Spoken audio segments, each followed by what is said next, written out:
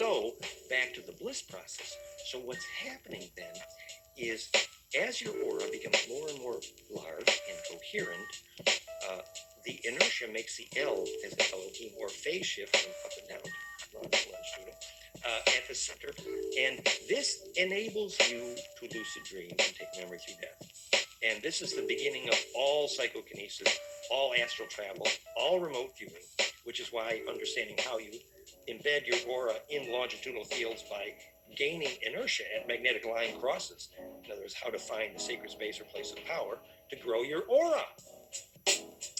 So it's all about growing your aura. And we've told this story before that, every time you eat a piece of broccoli, every time you pick out something at the grocery store, you say, to your food, when was the last time you felt genetic diversity? And actually what you're saying is how many harmonic inclusiveness, which is to say, has your DNA been set free? Is your DNA imploding? Do you have a soul? It's all the same question.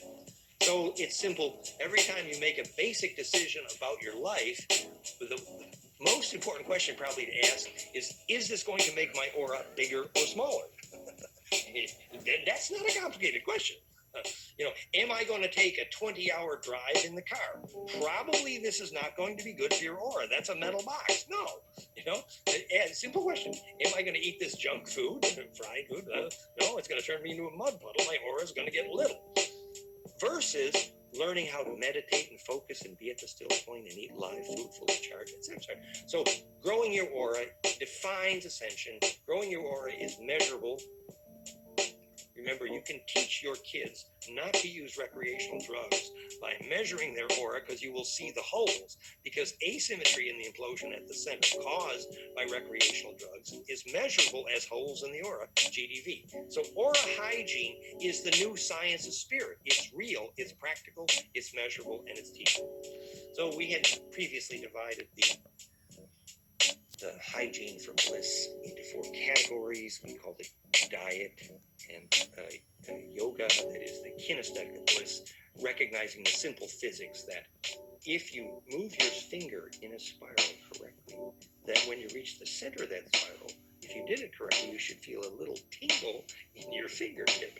And the reason you feel a tingle in your fingertip is you complete the spiral motion with the quality of charge implosion called the quality of grace.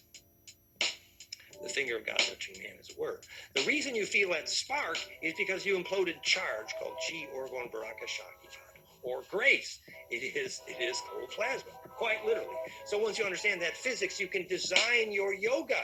You can move with the quality of grace because you know exactly what you're doing. You are imploding charge. You're attracting the universal collective media of charge, which will come to you only when it's convinced that when those waves land on you, you will immortalize them by having pure intention, which is to say, to be a shareable wave. So when you're walking by the mountain, if you're thinking about pure principle, you've got a eureka, the whole charge of that mountain will jump onto your body, and may the force be with you, Luke. Because that charge bubble around that mountain knew very well that by joining your aura, it would get immortal, only if you had pure intention. Pure intention, electrically measurable as increased phase coherence in EKG and EEG. That's why I'm so hung up on this idea of measuring heart coherence.